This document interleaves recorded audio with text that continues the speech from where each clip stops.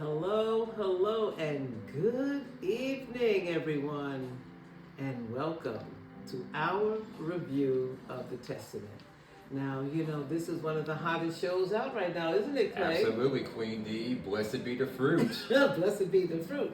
As you said, I'm Queen D, and that's Clay D. And we love the writers, producers, directors, and the actresses and actors that played in this, right? Yes, it's top tier. Great. Top tier indeed. And this episode is called what? It is called Green Tea. Green Tea. Now, episode 4 of the Testaments is built around a tea party. Okay, let's talk about that. First of all, we want to say like and subscribe. Tell all your friends, because the more you do that, it helps the algorithm, as you already know. So green tea, Clay, just give you an idea what you think green tea means. It's built around a tea party, and I'm just picturing a bunch of the plums and pearls and the wives all situated around round tables in the banquet style or afternoon tea style room, with the girls getting trained how to serve tea and food as if they were running their own household. Okay, that was a lot. That was a mouthful. Let's do a cheers on that. Amen to that. All right. So I'm going to tell you what green tea is really about. Yes, you got some of that right. It is about a tea party. But the reason why it's about green tea is because the girls who wear green are the ones that are now ready to be wed, to be a wife. And they all wear green. I thought you would have caught on to that. So that's why they call it green tea. Yeah. So, hey, that works. Let's talk about how beautiful. Well, I know you're not into tea parties, but I love tea parties. More like coffee parties. I love tea parties. And this one was top tier, as Clay say, and elegant and beautiful and wealthy and healthy. Because guess what? When you live in Gilead, everything is organic, authentic, and raw and real. There is no artificial anything, except for the men. Okay? But anyway, so it starts off with the introduction of beautiful cakes and cookies. And they actually show the women making this beautiful stuff. And they're not even bakers. They're not even professional bakers. And the tea and the cookies, oh my God, it's just absolutely stunning. Whoever did the photography and the coloring and everything on yeah, it. Oh my God. That made me want some buttercream cake. I was ready to have myself a tea and some cake, okay? But also, let's talk about the flowers. Yeah, let's talk about it. Now the florists, we're gonna talk about how when the girls went to go get the beautiful flowers, the plums and the greens. I don't know any other way to say it. The girls dressed in green and the plums. The plums, now plums mean that you have not had your cycle yet. And the green means you've had your cycle and you are preparing to be wedded, to be a wife, because you're fertile hopefully and can bring new, blessed be the fruit, into the world. All right? Isn't that what that means? May the Lord open. May the Lord open. Well, one thing about episode 4 was that it shows you the eeriness of Gilead. Gilead is executing people and they're hanging people in the streets. Not like The Wall in the original Handmaid's Tale series where you had the bodies slinging against the wall. You're having bodies just hanging around on plain streets. Let's talk. We're going to get to that, Clay. Hold off on that. Let's talk about, this is a very significant part. Clayton is getting a little ahead of it. But you were right. They were walking to, was this before or after to get the flowers? I am not sure. But anyway, as I was saying, bodies are hanging from a bridge like in one particular scene. Yes. Well, they go to the florist. Oddly enough, a woman comes out. Named Candace. And Candace grabs Daisy, who is a pearl. Is Candace a pearl too? Yeah, she is a pearl in now, this case. Interesting enough, in Gilead, women didn't work, so I don't know how that happened, how that's explained. But anyway, Candace grabs Daisy. Daisy doesn't even know her. She goes, help me. You got to get me out of here because they're moving in and I got to get out. Daisy's looking at her like, what are you talking about? And the girls get the flowers, and as they're walking back, I think they're walking back. Either way, like Clay said, she sees hanging fruit, as you remember from the Billie Holiday. Strange fruit. Strange fruit. And she's frightened, and she's astounded, and she's horrified at this horrific thing. It kind of reminds you of Klansmen and slavery. And I believe that's where they got some of this from. But anyway, and they stop and they look at her, and they're like, don't worry, it's okay. Because this is an example of the people who tried to hurt us. That's what one of the girls said to Daisy. And Daisy's just astounded by this. Well, let's get back to the house, where this is done at Hannah/Agnes' house. Now, Hannah/Agnes, as you know, is June's daughter, who was raised in Gilead, who actually had forgotten that June was her mom until June came back and had to remind her and give her this whole thing about how I am your real mother and I'm coming back for you. But now she's probably 16 years old, and she's put all that in the back of her mind, and she's just trying to live her life and enjoy life. She reminds me of someone she's an alchemist, one who takes all of her pain and turns it into power and is going to make the best of this situation. So she's learned to adapt and adjust to her mean stepmother, Paula. Yeah. And Paula is a piece of work. Paula is a piece of work. Paula is judgmental. She's a narcissist. She gaslights her. She's constantly insulting and criticizing her. And she deliberately wants everyone to fear her. And she does an excellent job of that, doesn't she, Clay? She sure does. She does remind me of the decode version of Serena from the original Handmaid's Tale series. But yeah, not quite as mean as Not quite as mean, but she definitely has shades of her, for instance. So that is really worth knowing about that. Right, absolutely. Good point, Clay.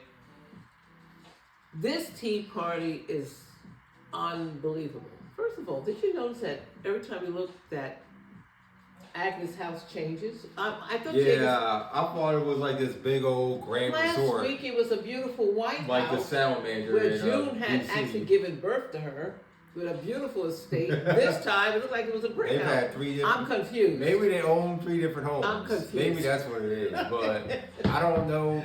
Cast and crew of the Testaments, just FYI, we know this. But guess what? Y'all can at least use the AI generated. Yeah.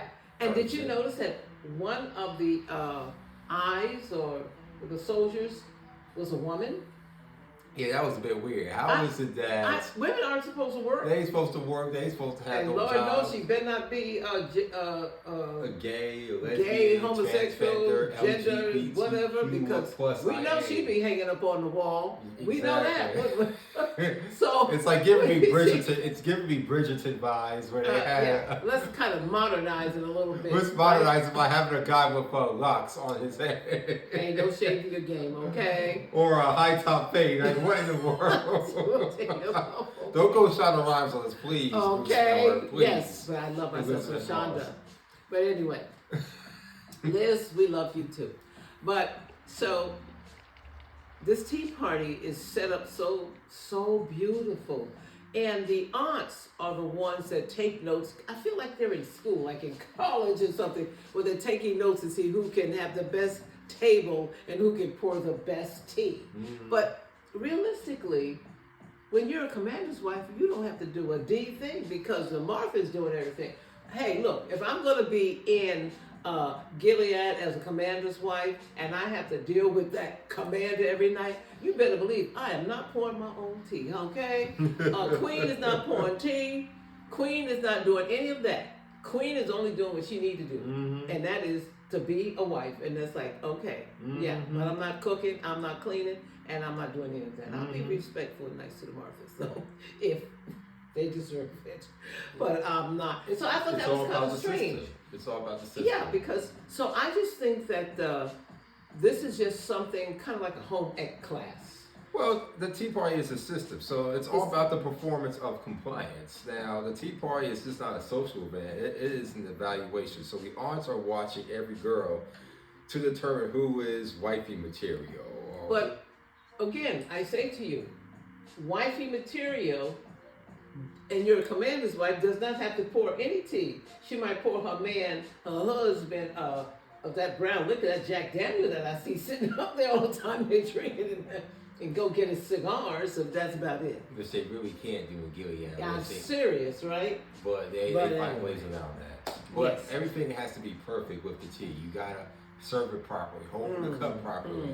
One stumble, one drop cup, one wrong look, a moment of visible emotion can redirect your whole entire future. And let's talk about that, because one of the girls, the Martha, came out with the jasmine tea inside the pot, I believe, and she says, I need you to go back and steam it to brew it a little darker. And the Martha says, it's jasmine tea, it's not supposed to be dark. And then the girl gets mad and goes, what are you trying to do to me? And she gets mad and slaps it out of her hand, right? Yeah. Because she's so nervous. She's already got anxiety. So, but anyway, they all get the tea, the tables, everything is set up, and everyone is doing an excellent job. And Paula, the stepmom, mean stepmom Paula, has secretly made sure that her daughter will be the first to get married, the first to have the quote-unquote best husband. But who's the best husband? We don't know. Anyway, so Paula deliberately sticks her foot out to trip one of the girls. That was wrong. Oh, I felt so bad for that girl, because she was so scared to get one of those colony husbands. And let's talk about those baskets. Now, the baskets. I didn't really get into the whole basket thing. Yeah, we're going to make that quick. So the baskets will determine who has the better husband. So if you get a rack of lamb or a lamb chop, that means you got a richer, better husband. A turkey, but if you get a smoked turkey leg. But if you get something kind of poorer, like some crackers and cheese, that might be a colony husband. We don't know. It's really kind of strange, isn't it? But again, it just kind of shows you the levels that they go up with this. But so Agnes, which is / Hannah, they played by Chase and Finney. Yeah. Well, let's talk about the lady, and you know what I'm talking about, the one that's always trying to one up Lydia. Aunt Lydia. Aunt Vidala. Aunt Vidala. Vidalia. Yeah. Whatever. So she is always trying to.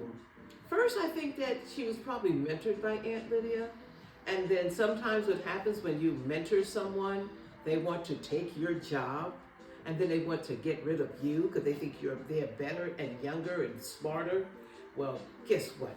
You might be younger and smarter, but you're not wiser than Aunt Lydia.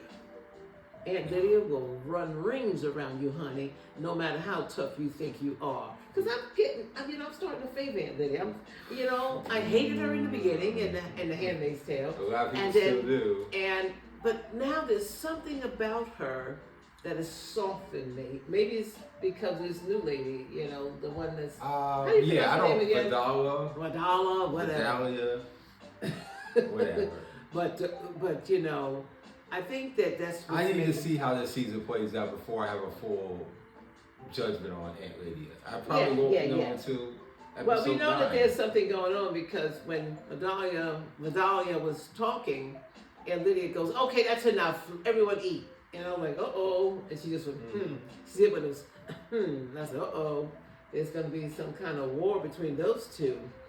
But, and it's going to be a psychological war. And we already know we're going to win that one, don't we? Okay. But, so Agnes bites the cake.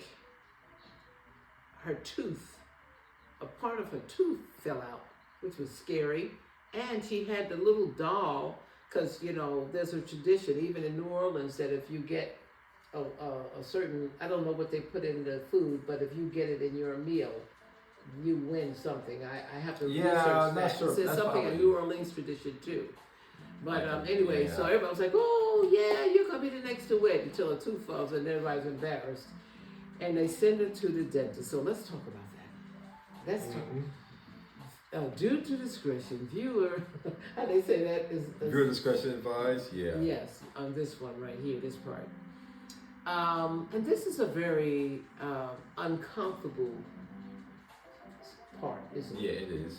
Because what happened, did we discuss that from the last episode about the dentist? We did vaguely, I kind of believe. brushed over vaguely. Let's kind of rewind.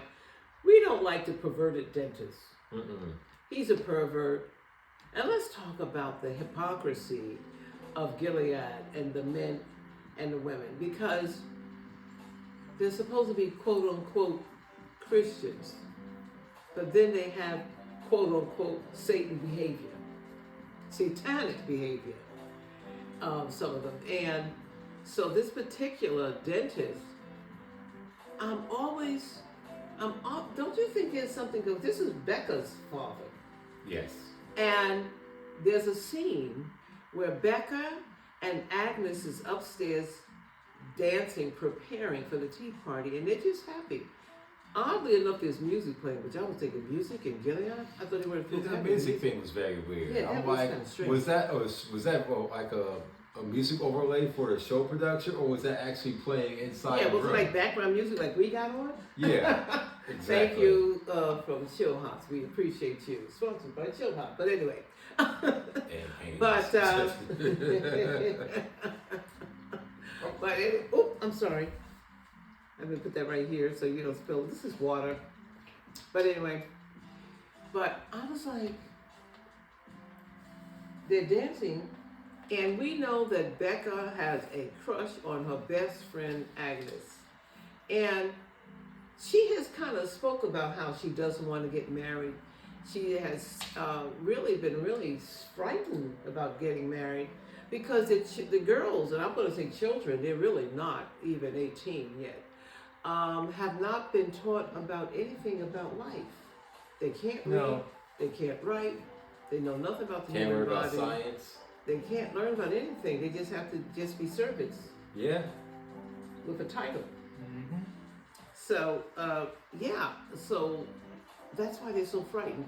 But I'm suspicious of Becca's, because her father's a dentist, and we know he's a child molester. We can tell, you know, he's been getting away with it for years, and you can tell he's too comfortable. That's how you can tell. Remember what Becca said in episode 1? I don't want to get married. I don't want a husband. I'm wondering if something had happened with her dad, because maybe her dad has molested her. Something has happened. Something is not right with Becky. And this has nothing to do with her choice of her desires, because they are young for her best friend. Because even if she did not have a father like that, in this particular bubble, these girls are isolated, and of course they would have affection and love for each other, and of course their hormones are raising, and it's possible that they would have a desire. It's kind of like prison. you know, the same sex, okay? But, so that is possible. So when Agnes goes to the dentist, he uses gas. Now, I know about gas. Yeah, she was. I have had gas Anna used to was me. sedated. I was sedated as a young girl to get my teeth done, and I don't know if the dentist did something to me. What I'm trying to say is, you are out, okay? And you just pray to God that nothing has happened to you, okay? So the dentist closes the door with a very evil look in his eyes. I didn't catch that. I did. You did? Yeah, when he was taking off his jacket, he looked at